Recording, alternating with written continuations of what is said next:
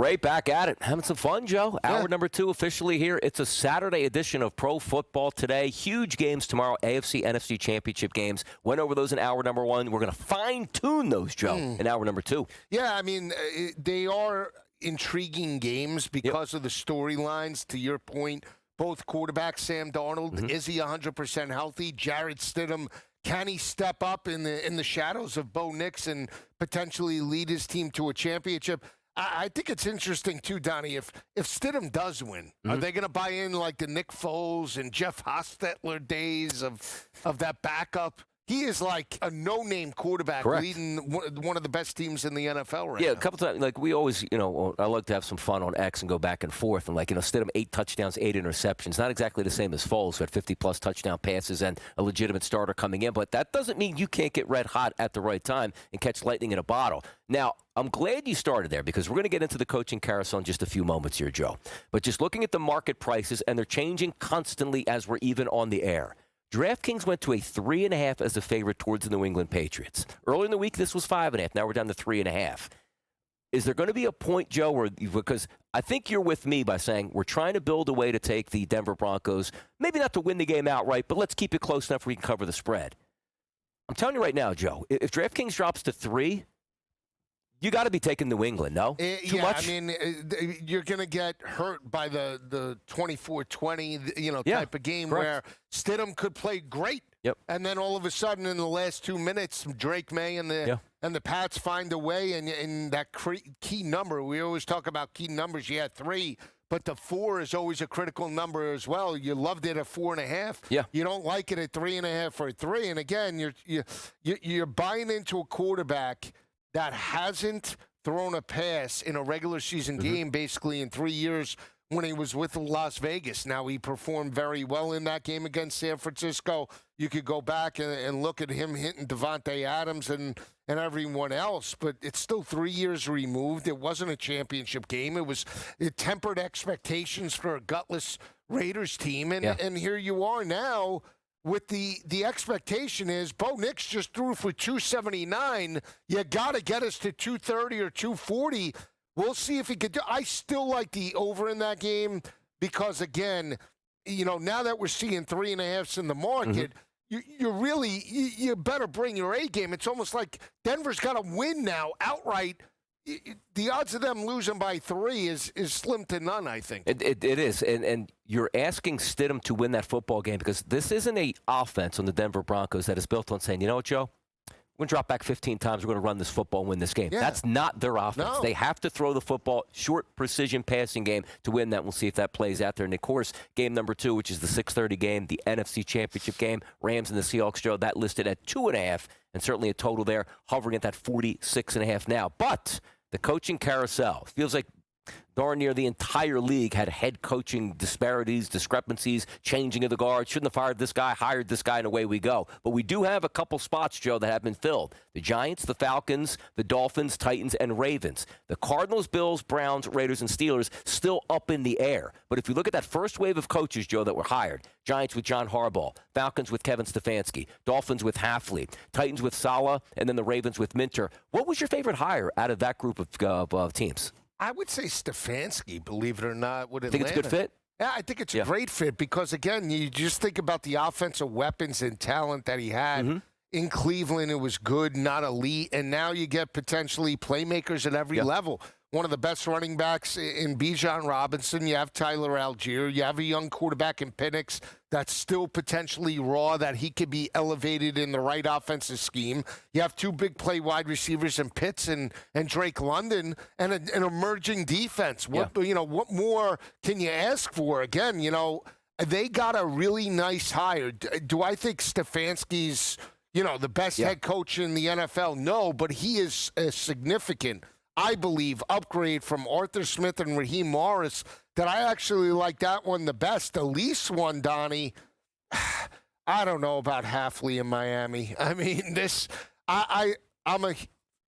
the thing. You couldn't You're a do Dolphins guy. Yeah, but you couldn't do it in Boston College as a head coach.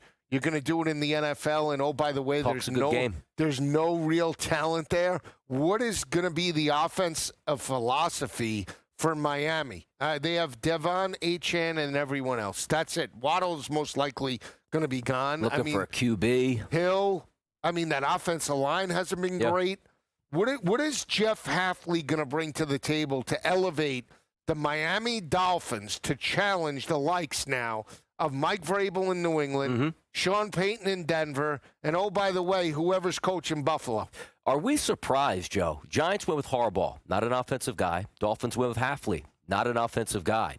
Titans went with Saleh, not an offensive guy. Ravens went with Minter, not an offensive guy. The only offensive guy so far has been Kevin Stefanski as it pops up there. I'm always led to believe you always lose the play caller as the offensive coordinator more than you the defensive coordinator. So I always like to get the offensive play caller as the head coach because you can find good defensive coordinators around the league. But teams seem to be buying back on defense, Joe. Yeah, it really setters, is. I guess? It's a copycat league. And again, we see a changing of the guard. We see, methodical, time control offenses, the too high safeties, and, the defense dictating what the offense does. And it really is NFL organizations, I believe, playing in to that mentality. Again, you have to create opportunity. You have to be able to dictate tempo and coach up quarterbacks. And there's multiple teams in this league that have failed to do that. The Titans couldn't coach up. Obviously, Cam Ward with Callahan, he was a terrible hire. And look at Penix, obviously, with Raheem Morris, terrible hire. And again, we see it throughout the league. The problem is I feel like it's also retread. Saleh, he's a good guy. We know him. We'd rather have him in there than somebody else. If you're asking me, I would much rather have the offensive play caller like a Ben Johnson or a guy that can challenge teams vertically because, again, expecting the defense to – how good did the defense go for DeMeco Ryans? Again, divisional – round and bust because their offense was too inconsistent. Yeah. I understand C.J. Stroud played terribly, but that mentality of, hey, why win games 40-20 when you can lose them 21-17 continuously plays out throughout the NFL. Bill's job, Joe, is absolutely fascinating right now because it's the best job out there by far. And then we're just getting these lightning strikes on a day. Like Mike McDaniel's like, ooh, you know what? I'd rather go coach the Buffalo Bills than actually be an offensive coordinator. And he goes, I don't feel like interviewing now. So his interview is on pause, but Phillip Rivers getting an interview to be the head coach of the Buffalo Bills as well. On top of that McDaniel update, what are the Bills doing? Where do they go, Joe? Yeah, it's interesting when you think about Rivers, but, look, no coaching experience. Does it really matter? But see, doesn't matter. I don't think it matters, but I do think it's not like we're getting a guy off the street. Correct. You're getting an NFL player. But why can't we just have him as an OC first and just to see if he likes that spot? Okay, but let me ask you this though. Yeah. Right. He's definitely going to be. You can make the argument Hall of Fame career. Yeah. Right. Sure. Because of the yards and what he was able to do. Didn't get the illustrious Super Bowl, but. That's beyond the point, numbers-wise, knows how to perform and can coach up Josh Allen. But what does the organization think of Joe Brady if they haven't given him the job yet? It's a good point you bring up, too, because they're even saying stuff like, well, why don't you just hire Dable and make Brady the offense? You think Brady's going to want to stay OC when he got passed over for the job? He's going to be out of there in a heartbeat. What has he done? They don't want Joe Brady. But why? Yeah, I don't know. They don't, I guess they figured somebody was on, McDermott had his staff together. They're like, well, we like Brady, but we can't fire McDermott and keep the staff together. We have to have a full change. So you're basically asking Brady just to take another job at this point unless you give him that job? Would you want to stay hey, I interviewed, Josh Allen sitting in on all this? Yes. Who does that? I don't know. But then leads me to believe, does he even like his own OC? Why do you why are we having interviews? Brady's right. My guy's right here. Hire him. Who? Now I got to think. They ran out their former OC. He didn't like him, Ken Dorsey, right? Bounced him right at him. Bounced him. Remember when he throwing headsets? Yeah, it was the headset. I thought it was the Mac. But that's the problem. You have one of the best quarterbacks in the NFL with no coach. I'll tell you what the problem is. It's being the GM. How about that? That's the problem in Buffalo. No problems here on the set. Pro Football Today. Donnie Rightside and Joe Lisi. We're back with the Cat Man coming up next.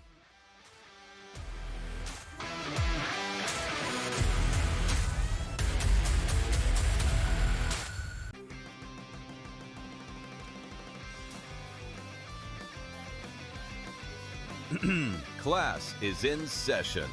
Today, let's talk about the teaser. A teaser is a multi-leg bet where you shift the point spread in your favor. You get better numbers, but every selection has to win. It doesn't matter what you bet if you don't have the insights. Tune into SportsGrid and get ahead of the class.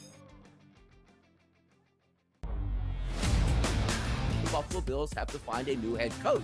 Take a look at the leaders right now. A 33% chance Brian Dable takes that job. I say, well, why? Wait a second here. He's head coach of the New York Giants. Did you know he came from the Buffalo Bills and basically resurrected Josh Allen on that MVP trajectory while he was with the Buffalo Bills? Clay Kubiak, Joe Brady, Davis Webb, all offensive guys, which I agree with.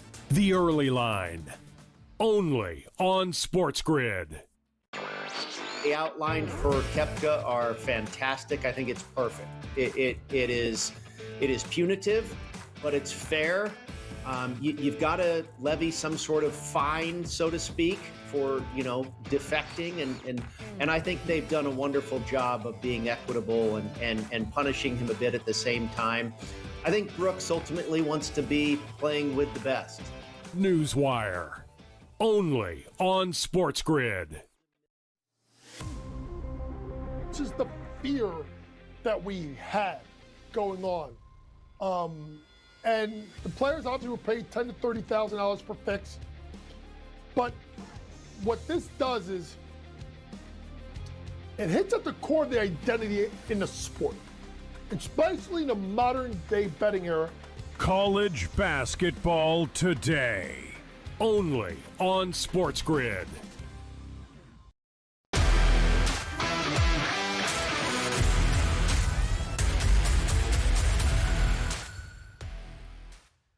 Pro Football Today, Saturday edition, waiting for Sunday AFC NFC Championship. Donnie Rightside and Joe Lisi. I'm excited for this, Joe. These lines are going to be changing. We've talked about them, but also changing of the guards here at some of the head coaching positions. And we were talking about the Buffalo Bills and what their deficiencies were. Great quarterback, legitimate chances. You need a number one wide receiver. The general manager now gets a promotion. The head coach, Sean McDermott, is out. Who do you think, like, if I ask you right now, Joe, who gets that job for the Buffalo Bills? I'm really confused because I thought they got rid of McDermott to elevate Joe Brady because, again, you think offense, you think about taking this team to the next level. Mm-hmm. You had a defensive-minded head coach that couldn't get it done in the end on the defensive side of the ball, and Josh Allen gets knocked out of the playoffs again prematurely. So I don't know, Donnie. I mean, if I would have said who is the best coach now, regardless of whether they're with the team or not, I would say McVay for Josh Allen, right? Somebody like that. Yeah. But there's nobody like that now. So where are they going to go? McDaniel, I think that was a great, non-committal by the Bills. You don't want Mike McDaniel. He couldn't get it done in the same league. I mean, come on. He couldn't coach that offense. Even when Tua went down, he still couldn't get a game plan to get the football to Hill and Waddle. So I don't know. It's interesting. We'll see. If it's not Brady, I'm very curious to see who they hire. Well, let's bring in Adam Kaplan, our NFL insider, for some more help on this. The big news story this week for us a lot of times is the Buffalo Bills and where they're going as a head coach. Adam, welcome into the show. Love to have you here. Thank you. Guys, good to see you. Yeah, that was the one of the 10. That was the one that I was surprised with, and I'm sure you've either heard or seen by now the press conference with Brandon Beane, the GM, and Terry Pagula, the owner. Boy, oh boy. But, yeah, the Sean McDermott situation is fascinating because you look at what he and Brandon Beane did since they went there many, many years ago, right? They had not made the playoffs in nearly 20 years, and they got things done together.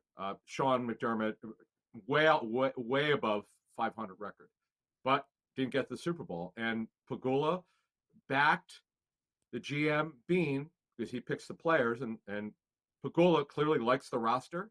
Now, some might want to debate, why is Pagula evaluating any kind of roster? Because he doesn't have a football background? That's another story for another time. But, yeah, when you look at that, with the point you brought up about Joe Brady, yes, he's done a great job in terms of the run game with James Cook. The passing game and the concepts have been questioned. The passing game has been inconsistent. But the thing is, and this is on Beane, guys, they put way too much on Josh Allen to be a superhero. to win football games. And that is the criticism of Brandon Beane, which I think is legitimate. Despite him doing a really solid job since he became the GM in 2017, he needs to build better talent around Josh Allen. That's the one area where they got to do a better job going forward.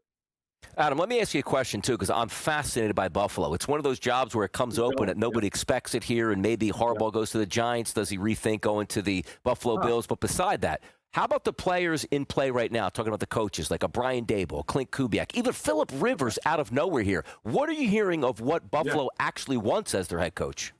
All right, so a couple things here. You mentioned Brian Daboll. In my reporting on this is really interesting. Both Robert Saleh, the new Titans head coach, and the runner-up, Matt Nagy, both had Daboll on their as their number one offensive coordinator. So he's got the Titans job, Daboll, if he doesn't get the Bills job.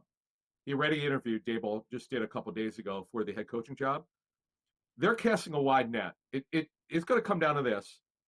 How they interview, the reports or guesses, I think, and they're not, I'm told they're not right about who the favorite is coming into it. They're casting a wide net. Like you mentioned Phillip Rivers, right? And I heard you guys before I came on here. This reminds me of Josh McCown. If you might remember, Josh McCown came very close some years ago to becoming the Texas head coach. He had no, other than high school, he had no pro experience coaching. Phillip Rivers has high school coaching. That's it. He's never coached in the National Football League. But you know what? Sometimes, Donnie, you want to get in front of a guy who's brilliant like this. I agree with your assessment. It's going to be a Hall of Famer someday, no question in my mind. You don't have to win a Super Bowl to get in the Hall of Fame, but as I understand it, they're casting a wide net. Then they'll get to the second interviews, which eliminates a bunch of people. But overall, it doesn't seem to me, though, unless someone blows them away, like Robert Saleh, by the way, did with the Titans. I'm told his interview was fantastic.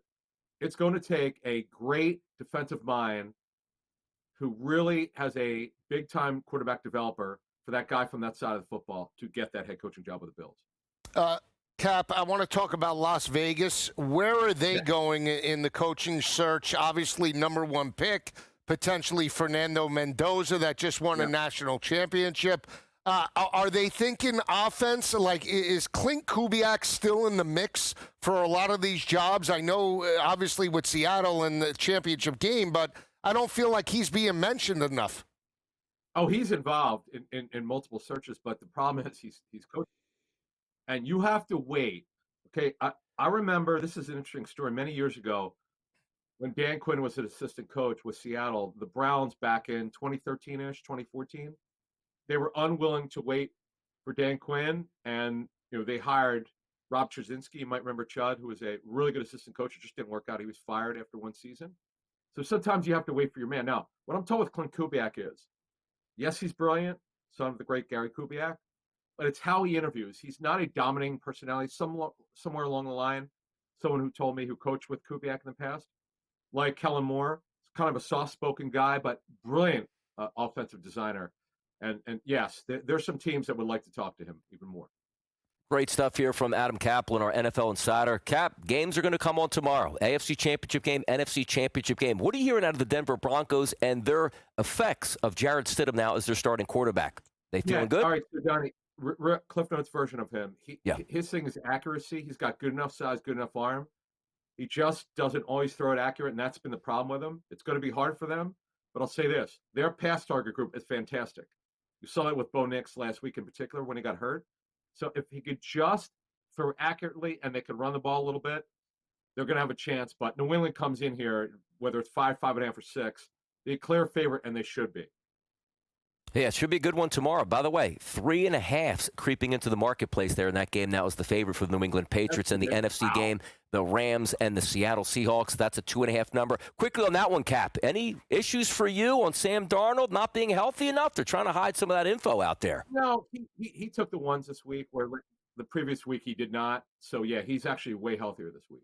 There we go. That's Adam Kaplan with the knowledge that you need here as a big-time Sunday NFL comes to us in the AFC and the NFC Championship games. Adam, we'll talk to you once again tomorrow. Thanks for joining the show today. We appreciate it. We'll be right back after this short break. More NFL action next.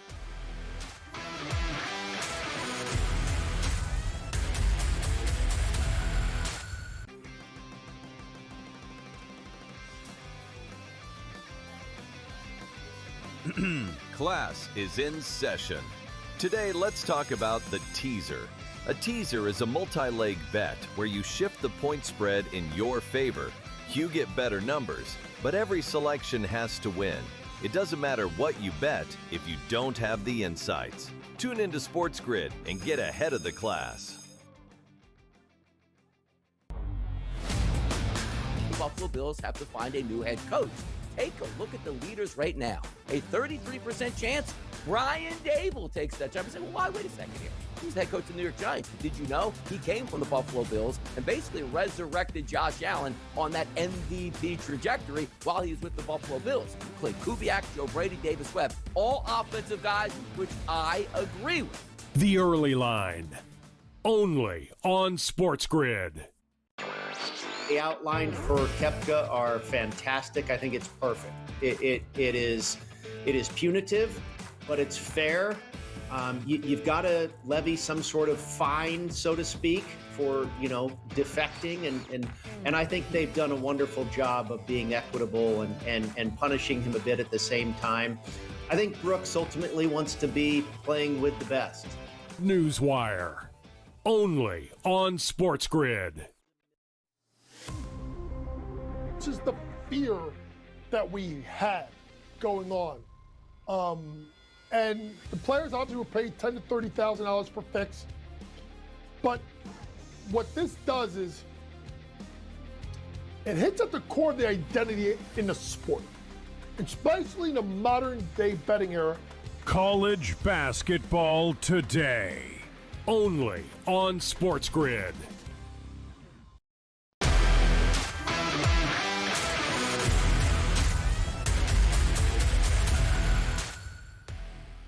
Pro Football Today, right back at it on the desk. Great stuff from Adam Kaplan, our NFL insider. But we'll still take a little bit of time here to take a look at the coaching carousel around the NFL. It's Donnie, Rightside, and it's Joe Lisi. If we do look at those betting markets, Joe, Brian Dable is the favorite to take the job here for the Buffalo Bills, trading at 40% right now. Kubiak, 17%, and Phillip Rivers at 13%. He's actually in third place right now. Is it going to be Dable? It doesn't make sense to me, though, if it just goes back to Brian Dable. Aren't you just getting a clean break in Buffalo? That's why you got away from their coach? Donnie, you're talking about a coach that was 20-40. That's what I'm saying. He's the hot man on the market now? What are we doing?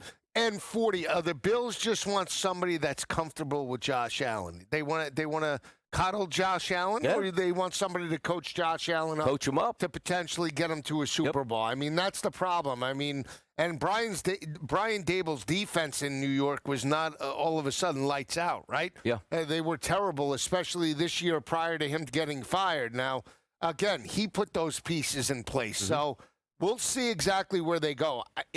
If you're asking me right here, right now, yes, out of those three, I would take Kubiak. I mean, you got a guy that coached up Sam Darnold. He got this Seattle offense to basically a number one seed. He has not shown anything, meaning he doesn't have any prior head coaching experience. Give him the opportunity to coach the best quarterback or one of in the AFC. Dable had his opportunity and failed. I can't.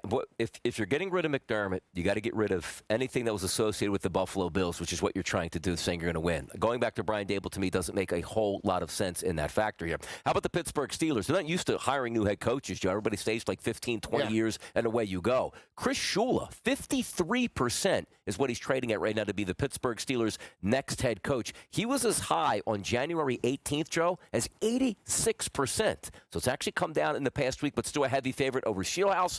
An interesting one is that Sean McDermott now is trading at 12%. Here's the tough part about it, because the Steelers seem like they like to take their own guy and say, you be here for 15 or 20 years. McDermott's already been a head coach. I don't think he gets that. Shula, where there's smoke, there's fire. You believe in that? I don't know if I could believe in Shula. Yeah. I mean, Rams' defense has been good. Yeah. They haven't been exactly. This isn't like the MO and I know they the young up and comer. He's in his 30s. I get it. They got exposed by multiple teams. Yeah. Detroit they beat Detroit, but Detroit put up. Jared Goff had 300 yards passing, almost all in the first half. I mean, Caleb in that offense moved the football. Sam Darnold in the primetime win moved the football. Last month of the regular season, their defense was atrocious, not even just average. They were bad. Who would you like to see the Steelers actually? Forget about the odds market. Like, who's a good spot for you for I would Pittsburgh take Steelers head Flores. coach? Brian Flores, Why just not? ramp it up. If you want a defensive-minded head coach, Yeah. and that's you're going to go McDermott that failed, right? Mm-hmm. With one of the best quarterbacks. You're going to go. Obviously, I heard McCarthy's name mentioned. Yeah. Which why would you take Mike McCarthy? The worst combination ever is Pittsburgh and Mike McCarthy. Terrible. But at least Flores was there. He's got an above-average defense in Minnesota. He's a blue-collar guy. He's intense. You still have no quarterback, so it's not like he's going to coach the quarterback down. Yeah. I would go with Flores. I You know would what's take a interesting, shot. too? He signed back with Minnesota, but the clause is, hey, we'll make you a high-pay coordinator if you don't get a Right. job, and then we'll settle back Right. on it. So still a legitimate chance that he can do that. But where are some of these other like Las Vegas is in no Shieldhouse. man's. How about Cleveland, though? Grant Udinsky, the hottest name on the market we've ever seen, a 30-year-old kid trying to be a head coach. He's actually trading at 44% here Who with the else Cleveland is head on coach there? of Cassidy. Jim Schwartz at 22%. Shieldhouse, Campanelli, he's actually been taken off the board here. Todd Monken, 8%. Sean McDermott, 3% here. But those are the guys. It looks like it's going to be between Shieldhouse, Schwartz, and Udinsky based on the odds. I mean, Schwartz has been, regurgitated throughout the league, right? I would take a shot if I'm Cleveland. I think McDermott is a significant upgrade for them. Yes. I mean, I don't understand. It's Let me ask you this on for me. McDermott, though. He should get a head coaching job this cycle, correct? Like it's Yeah. not. We're not. But you're telling me Brian Dable, who went 20-40, Yes. right, is going to get more looks than Sean McDermott that got the Bills to multiple AFC championship games and AFC appearances? You know where McDermott's Multiple? perfect, Joe? You know where he's perfect? It actually is in Vegas. Vegas is such an What, for upheaval spot McDermott? for McDermott. I need a coach that's going to come in, lay the foundation, who's won before, and they can look up, Donnie, they just had Pete Carroll. Stop it. Pete Carroll's at the end of the train, almost in the nursing home at that point. I need It's not a bad look. I need to see stability in Vegas, and he's only It's not a trading bad there, look. Joe, at like 4%. Yeah, it's not a bad look. I mean, McDermott for me would be a good fit in Las Vegas. You give him Mendoza, and he could work with a young quarterback, and there you go. You know who's the favorite right now? Who? Clint Kubiak For out who? there for Vegas. That would be a good fit. I There think you go. Kubiak should be there. We'll be right back. It's Pro Football Today.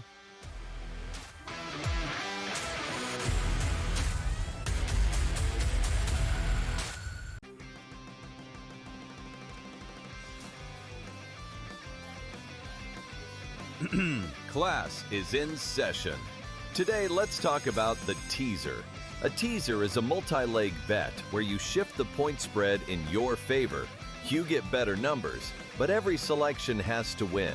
It doesn't matter what you bet if you don't have the insights. Tune into SportsGrid and get ahead of the class. The Buffalo Bills have to find a new head coach. Take a look at the leaders right now. A 33% chance Brian Dable takes that job. You say, well, why? Wait a second here. He's head coach of the New York Giants. Did you know he came from the Buffalo Bills and basically resurrected Josh Allen on that MVP trajectory while he was with the Buffalo Bills? Clint Kubiak, Joe Brady, Davis Webb, all offensive guys, which I agree with. The Early Line. Only on SportsGrid. The outline for Koepka are fantastic. I think it's perfect. It is punitive, but it's fair. You've got to levy some sort of fine, so to speak, for defecting, and I think they've done a wonderful job of being equitable and punishing him a bit at the same time. I think Brooks ultimately wants to be playing with the best. Newswire. Only on SportsGrid. This is the fear that we had going on. And the players obviously were paid $10,000 to $30,000 per fix. But what this does is it hits at the core of the identity in the sport, especially in the modern day betting era. College basketball today. Only on SportsGrid.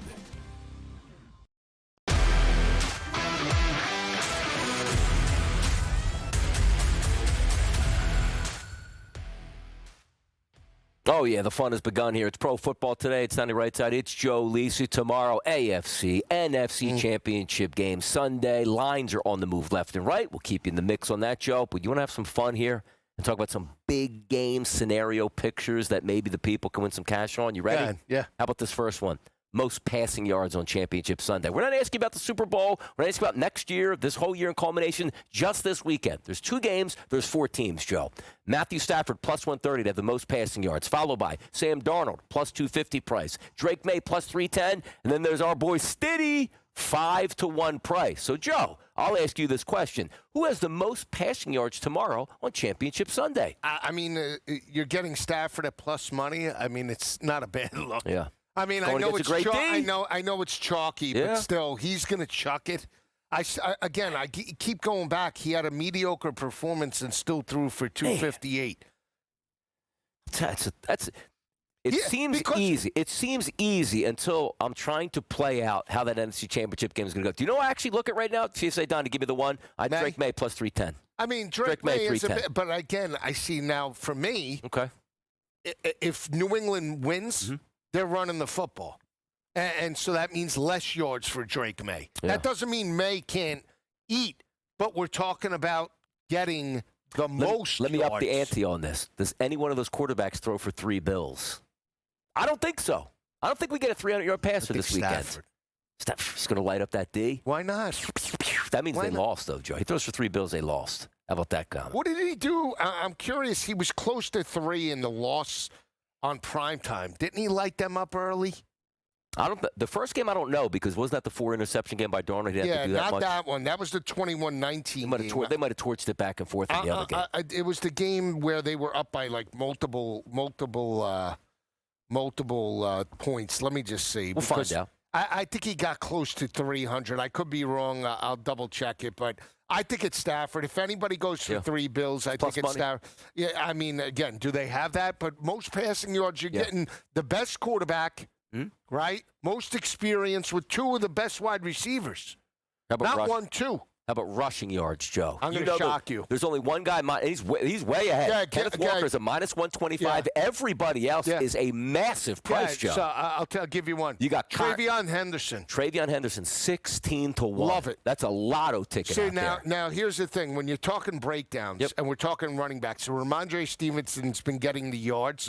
But again, speed-wise, he doesn't compare to Travion. If you're looking at how Buffalo attacked the defense, it was James Cook, slasher. That's what Travion is. Ramondre's not going to get the same yards that James Cook got last week because he's just not as fast.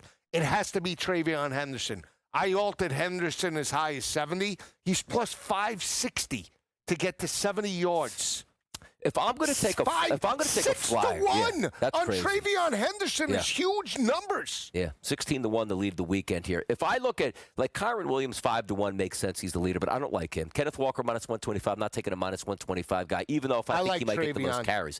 I think RJ Harvey is interesting. What's his plus number? 850. Where it's one of those. If I can get a home run from him early. And I don't mean home run like, he's got to hit the 88-yard touchdown run. If I get like a 45-yard touchdown run, which I think he can do, plus 850 See, price. but that's why I like Henderson. I think Henderson hit that home run, boom, 2 I carries, think Henderson 68 could yards. go for a couple. Yeah. It wouldn't shock me if Henderson goes for 100. Again, I do like Denver, lean to them with the points, don't love it. I love the over in both games, but I think New England establishes the run more than Denver. We'll see. But, I mean, 16-1 to lead all the running backs, and again, that's not bad. That's not bad. You use 16-1. It's a Sunday. I got 8-10 games to worry about. You got 2 games. That's it. 2 games to worry about here. Most receiving yards. It's no surprise it's Jackson Smith and Jigba at a plus 170 price to lead this weekend's action in receiving yards. And then you have Puka Nacua at a plus 185 price. Everybody else are lottery tickets, Joe. Lottery? Your boy Marvin Mims? 35-1. Come on. He's coming off 90. All right, so let's think of this. What about, is Douglas listed or Williams? Is Williams listed? I have the lowest here on this list. Cooper Kupp 40-1, Mims 35-1, Pat Bryant 27-1, Hunter Henry 20-1. No Kyle Williams on there. Booty, Diggs, Adams. What is Booty's number? Booty is 18-1. Joe. Not bad. Not bad. He's going to be routing is Evan people Ingram up out on there. that list? No. 2 catches. 2 catches, 147 yards. 2 catches, 70-1 price. Little Jordan Humphrey on there? Little Jordan's not on this one here. Ugh. You'd go that far down the list? Well, I mean, he's starting. Okay, so if we take a look down there, like Stephon Diggs, 16-1, I think is interesting here. If it was just JSN or Puka, who is it for you, though? Puka. Just those two. Puka? Well, I mean, I said JSN is more important, but I still think Puka gets his. I think Puka eats in this game. I think Stafford's throwing it. I think the MO for LA is chuck it. I think the philosophy for New England is run to open up the pass. And I think Denver can throw it as well, but they have to start early. Now, we had some separators, Joe, here, because receiving yards, we were dealing with just the receivers. Now we're going tight ends. Who's going to lead it? Hunter Henry's the favorite at plus 150. A.J. Barner is plus 440. Love it. Parkinson, Ferguson, Ingram, Higbee, Hooper, Arroyo, and Troutman, 60-1. It's interesting. If you look at the Rams games, Parkinson had 56 last week. I believe Higbee outgained him against Carolina. So the easy answer is it's got to be Ferguson this week. So, Terrace Ferguson catch. You're looking for this one. They went to him in the red zone to win it. They almost had a walk-off. Like Barner has to show, but Barner didn't. He didn't catch what a do you pass, think? Man. All right, so Barner, let's say, gets to 40. Is that going to be enough to win it? It could be with these. Look at these tight ends, man. No way. Hunter Henry. Let me ask you a question: Does any one of these tight ends get 60+ yards? Evan Ingram. Wow. Where does he drop 60 yards worth of passes? Here's in the this game? thing. Bo Nix has, I think, a neck brace on with Evan Ingram. Ugh. He goes to him one time and then forgets about him, and especially doesn't look. This could be an upgrade. If you're an Evan Ingram backer, you got to love Jarrett Stidham. Maybe it's his best friend in practice. Just throw him to him all the time. You never know. Bring him the water bottle, man. Bring him the water bottle. One of the favorite things you could do for a backup quarterback is just get in good with the tight ends here. Dump offs over the middle. We'll see if it makes some sense, Joe. How about this? Highest scoring team of this weekend's championship action. What's the Seattle plus 210. Rams plus 210. They didn't get any discounts between those two. Rams plus 250 and Broncos 5-1. Wait a second. Rams 210, 210, 250, and 5-1. It's Seattle. I like New the England. Rams. Give me 250. Plus 250 on the Rams being the highest. Yep. The Broncos is interesting. I don't think. Nah, again, I'm so upset I can't take Don. Seattle. They have to win. I am so upset I can't take Seattle on anything because Darnold's killing me right now. Like, I really would like to do the that. book, though, we always talk about the book always being right. They don't think it. If I think this is right, and you take a flyer on two teams, Joe, I would take the Rams and the Broncos 250 and 5-1. Get one of them. It's plus money with a nice day. Yeah, I mean, it's not bad. I think it will if be you pick two teams, give me two teams off that list. Rams and probably. I mean, I like the Broncos with the spread, but the fact that we're going down, I would probably take the Rams and the Pats, but I don't love it. How about let's do I love the Rams. The Denver game is starting to. I like Denver with the points. I still lean that way, but I think that game's an over. So I think both overs today, tomorrow. I think both games fly through the total. How about this one, Joe? And again, it's just I hate handicapping this way because I really thought like Seattle was the better team. Lowest scoring team: Broncos plus 140, Rams 3-1, Patriots plus 360. But the team with the best odds to not be is the Seattle Seahawks at plus 380, and I would take the Seattle Seahawks plus 380 as the lowest scoring weekend. That's what I'm saying. It's madness that I'm trying to handicap almost backwards now. I mean, here's the thing. You could see Seattle scoring 13 points this weekend, no? I hope not. I'm on the over. No. Love it. 25-18 stays under. 25-18. Boom. You were wrong. So Seattle played the over. They got the over with San Fran. L.A. played one over against Carolina. And the game flew through the total in Denver last week, and so did Houston and Pats. Denver's going to be the lowest. I think the lowest scoring team this weekend, if anything, maybe Denver. But there you go. That'll be, man, Sunday cannot get here quick enough here. 3.5s in the marketplace. You got to be kidding me with the Patriots and the Broncos. We got a couple more segments to go to get the people in tune with what they need to know. It's Pro Football Today right here, SportsGrid Network.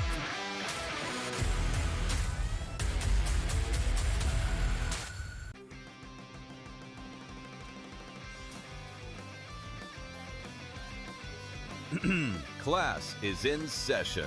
Today, let's talk about the teaser. A teaser is a multi-leg bet where you shift the point spread in your favor. You get better numbers, but every selection has to win. It doesn't matter what you bet if you don't have the insights. Tune into SportsGrid and get ahead of the class. The Buffalo Bills have to find a new head coach.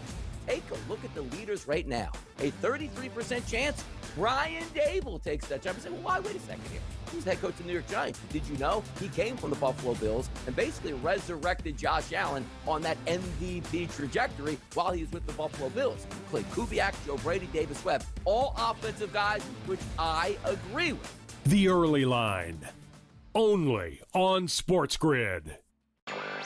The outline for Koepka are fantastic. I think it's perfect. It is punitive, but it's fair. You've got to levy some sort of fine, so to speak, for defecting, and I think they've done a wonderful job of being equitable and punishing him a bit at the same time. I think Brooks ultimately wants to be playing with the best. Newswire, only on SportsGrid. It's just the fear that we had going on. And the players obviously were paid $10,000 to $30,000 per fix. But what this does is it hits at the core of the identity in the sport, especially in the modern day betting era. College basketball today, only on SportsGrid.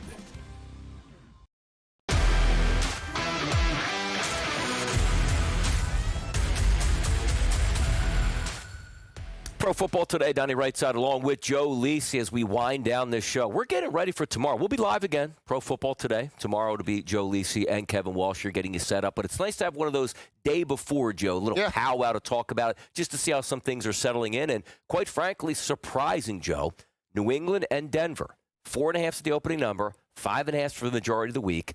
4 is now across the board, and 3.5 starting to come in here. Now, as I start to see the DraftKings number at 3.5, still FanDuel 4.5, BetMGM at 4, Bet365 at 4, is there a buy-in point? Because I do like, as of right now, the Denver Broncos.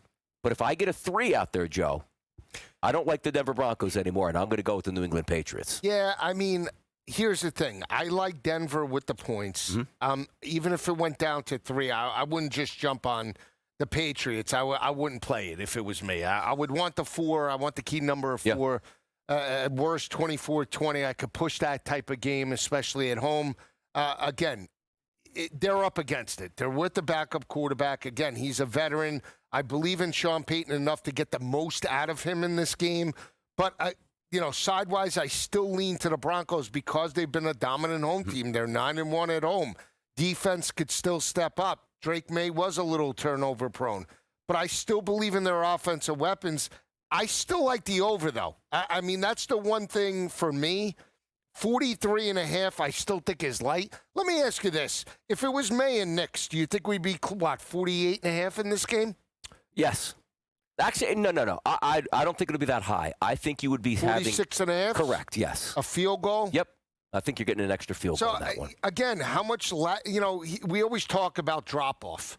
So, let's say Knicks, he threw for 279 last week, but let's say Knicks is averaging Knicks' number probably would have been, 228.5 in this game? Yeah. Right? 228.5. Yeah. So Stidham's like 20 yards off that right now, 201, 202 and a half, 205 in that area. Do you really think he's not going to go from basically 230 to 120? Yeah. He's going to be somewhere if he does drop off, he's going to be in that area, maybe 180, 190. Here's the thing, too, because the one thing that, I always respect your opinion, and we try to think these games through. But sometimes when you're a handicapper, we get caught up. And I always go back to, my own personal stuff. Like, hey, man, team total for the Dallas Cowboys, 12.5 with Ben DiNucci as a start against the Eagles. And I go, well, how bad can Ben DiNucci be? They should be able to get 14 points. They were horrendous in that game. And I learned a lesson because I don't want to say to myself, hey, I like what I'm hearing, and Sean Payton's a great coach, and he is. And the odds makers are no fools, because they would have Jarrett Stidham at 122.5 like he was Justin Fields if they didn't think he could pass. He's up to around 200. But help me not make the mistake of saying, man, I can't believe I brought Denver with a backup quarterback here. I And know, it was Stidham. it is tough. It's just, think about some of the lines that we've had with Snoop Huntley, But also, right? And Justin Fields, 160, 145.5. They honestly believe that they can move the football. So, again, I'm not suggesting he has an all-world performance, but I still think 180, 190 isn't out of the realm of possibility. That is their MO. Especially if they are trailing. He's got to get there. Correct. Because, and now I'm trying to weigh this where it's like, ooh, do I like the 5.5 with Denver? Do I like the 4.5 with Denver? Which I seem like I do. Now I'm at that point where I'm going to be I'm hunting until tomorrow at 3 o'clock, Joe, to find that 3 if it drops in. Yeah. Let me tell you something. If by the time we get home today after the show, if there's 3 across the board anywhere, I'm taking New England, and I'm going to feel good about it. Yeah, I mean, here's the thing, too. If you're backing Denver or you're like me backing the over, you get in trouble, again, where Stidham moves the football between the 30s, and he can't convert inside the red zone. Yeah. And so here's the thing. They're down 9 points. I'm just saying, with 9 minutes left, Peyton decides to go for it, right? Because there's time-wise or whatever. Are we getting those prime opportunities where with Bo Nix, you got his legs too? We don't have Jarrett Stidham's legs here. I mean, he's mobile to a degree. I watched him throughout his career when he was at Auburn and prior to that, when he transferred in from Baylor. But, could we get that aspect? You don't know. You don't know. We saw him in the preseason. Everybody's showing the same. Yes. Look at his throw. Oh, yeah. Great. Against the third-string defense. And me watching him against, San Francisco when he had Devontae Adams.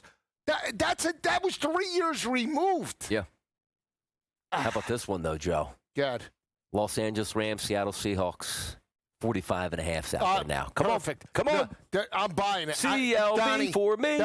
Again, I said it before. My best bet for the weekend's the over 45.5. Look at that. Again, I don't care that it's dipping. I don't care that Darnold may be banged up.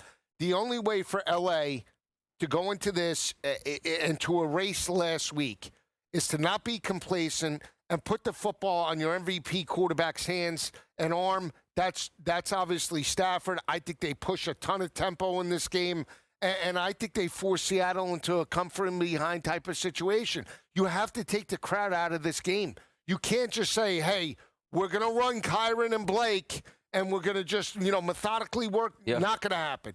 You can run it, but you have to open up the run with the passing attack, and you have Ferraris on the outside. Yep. There is no reason why you shouldn't be feeding Devontae and Puka in this matchup. 2.5s across the board. I mean, this number And it hasn't moved. It hasn't moved at all. Like, we're getting a lot of good movement here in New England and Denver, bouncing back and forth, 5.5s to 3.5s to 4s, 4.5s, depending where you're shopping at. We're not getting anything here, which, again, I asked Joe to open up the show. Where is this line going to end up? I think 2.5 just seems like a perfect landscape until we get information on somebody's sick, there's an injury, or if Sam Darnold's going to be just fine. But if I'm looking at game number 1, I told you, New England, if I can get to a 3, I like them. If not, makes it a little bit trickier.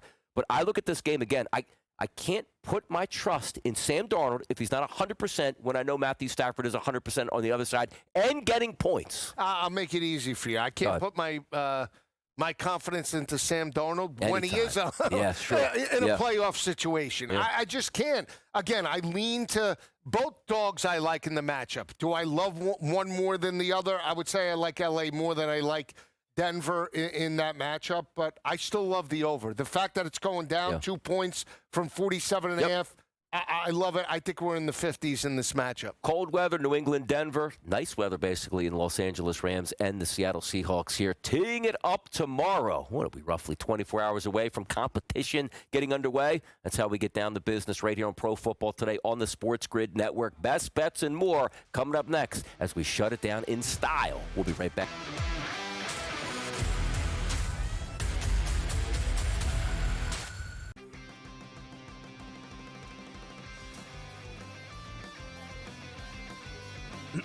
Class is in session. Today, let's talk about the teaser. A teaser is a multi-leg bet where you shift the point spread in your favor. You get better numbers, but every selection has to win. It doesn't matter what you bet if you don't have the insights. Tune into SportsGrid and get ahead of the class. The Buffalo Bills have to find a new head coach. Take a look at the leaders right now. A 33% chance Brian Dable takes that job. You say, well, why? Wait a second here. He's head coach of the New York Giants. Did you know he came from the Buffalo Bills and basically resurrected Josh Allen on that MVP trajectory while he was with the Buffalo Bills? Clay Kubiak, Joe Brady, Davis Webb, all offensive guys, which I agree with. The Early Line, only on SportsGrid. The outline for Koepka are fantastic. I think it's perfect. It is punitive, but it's fair. You've got to levy some sort of fine, so to speak, for defecting, and I think they've done a wonderful job of being equitable and punishing him a bit at the same time. I think Brooks ultimately wants to be playing with the best. Newswire, only on SportsGrid. It's just the fear that we had going on. And the players obviously were paid $10,000 to $30,000 per fix. But what this does is it hits at the core of the identity in the sport, especially in the modern day betting era. College basketball today, only on SportsGrid.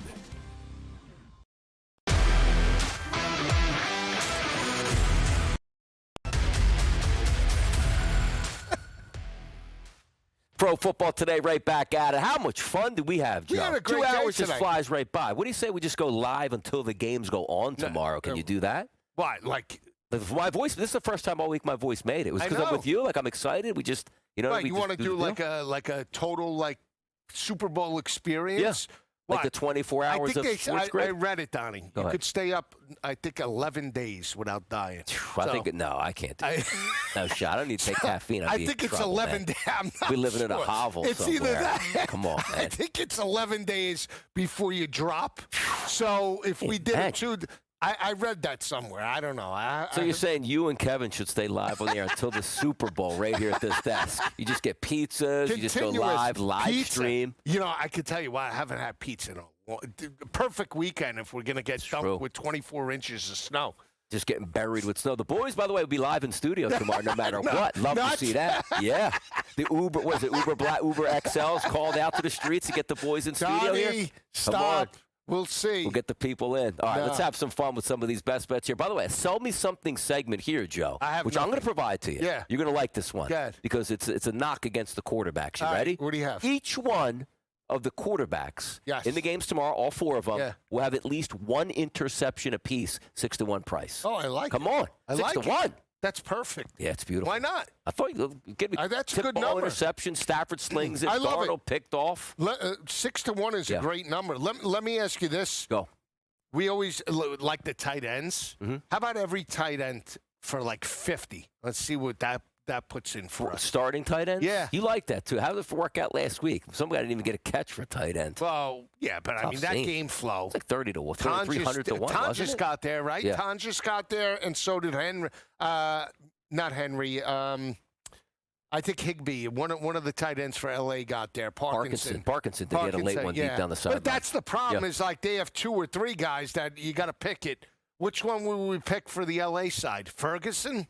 50? I always got to go Higbee, though. Like Tom He Vecchio's likes always like, you always Higbee. got to go Higbee. He does like Higbee. Yeah. Higbee hasn't hit pay dirt though Big for Hig. them in the playoffs. Best bet, Joe. You're going to like this one.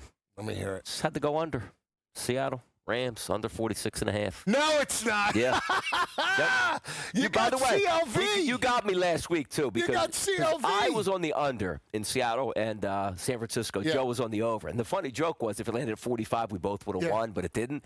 But the fact that, like, hey, Donnie, before the game, the 49ers going to get 6. And Joe's like, yeah, probably. Like, I still think he goes over. And it actually did go over, which is wild times. We got it, Yeah. baby. But I do like the under at 46.5 in this game because, I'm on again, the over. it's on Darnold. But I would be lined up for a total, Joe, if I knew what Darnold had. And this is one of those games we always preach to the people out there. Maybe you got to watch a quarter or two to see how it goes. Because if Sam Darnold is 100%, they'll move the football in the Rams. Yeah. I just don't want to be left by saying, well, he couldn't throw all his outlets, and the 20-yard out isn't available, and they can't get the ball deep to Shaheed. That's why I went with the under in this game. These two teams know each other. It's their third time they're going to play. Yes, they did have a shootout game. I understand it. And it is going to be good weather in Seattle. I just don't know if we get the 47 points and went under 46.5. I see it a little differently. I do think L.A. pushes tempo. But again, I like both games through the over. We're seeing 42.5s now on the New England game, but 45.5s to creep into that market. Maybe they do know something about Sam Darnold, which, again, if he can't make it through the game, then Drew Lock, the human turnover machine, is even better. So you better hope that Darnold's as bad as Darnold is in playoff situations, Drew Lock would be terrible for Seattle side bettors and the total. But and the thing also, and again, I've been preaching through, you very rarely get this late in the season issues not popping up on teams when you want to make a handicap. And again, bringing back Jarrett Stidham. There's going to be people out there saying, you know what, I trust Jarrett Stidham. You're going to watch that game, but I can't believe I bet Jarrett Stidham. But on the flip side, he might be actually good, and that game might wind up 20-17, and you get the cover if you take the Denver Broncos. But it's the same thing with Sam Darnold. There's some things in life when you handicap games and you watch these games, you say, I can't believe I made that decision. Like, I don't know if I want to be left on Seattle by taking Sam Darnold, not knowing that he could play well if he's healthy or not. Like, I went Seattle in that game when I could have had the Rams full gas and they were getting points in this game, and Darnold could barely throw the football. Joe, it seems like I don't want to outsmart myself heading into tomorrow when I'd be angry on Monday when I wake up. No, that's a pretty good look. If you think it's going to be a defensive-minded game, Donnie, Jared Verse, DeMarcus Lawrence, Leonard Williams to combine big for boys. 3.75 sacks. Just break in the pocket. 35-1. That's really not. Wait, how many sacks?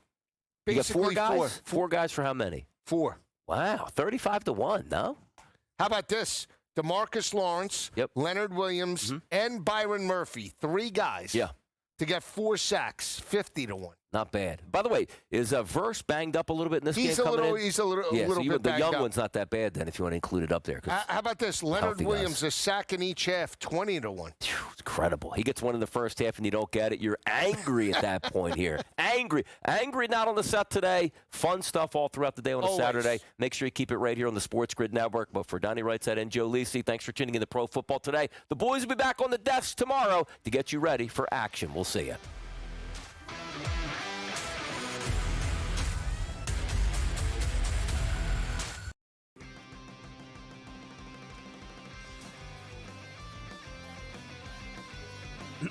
Class is in session. Today, let's talk about the teaser. A teaser is a multi-leg bet where you shift the point spread in your favor. You get better numbers, but every selection has to win.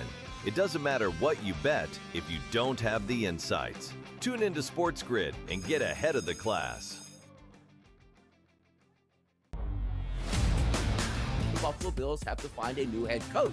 Take a look at the leaders right now. A 33% chance Brian Dable takes that job. You say, well, why? Wait a second here. Who's head coach of the New York Giants? Did you know he came from the Buffalo Bills and basically resurrected Josh Allen on that MVP trajectory while he was with the Buffalo Bills? Clay Kubiak, Joe Brady, Davis Webb, all offensive guys, which I agree with. The Early Line, only on SportsGrid. The outline for Koepka are fantastic. I think it's perfect. It is punitive, but it's fair. You've got to levy some sort of fine, so to speak, for defecting, and I think they've done a wonderful job of being equitable and punishing him a bit at the same time. I think Brooks ultimately wants to be playing with the best. Newswire, only on SportsGrid. This is the fear that we had going on. And the players obviously were paid $10,000 to $30,000 per fix. But what this does is it hits at the core of the identity in the sport, especially in the modern day betting era.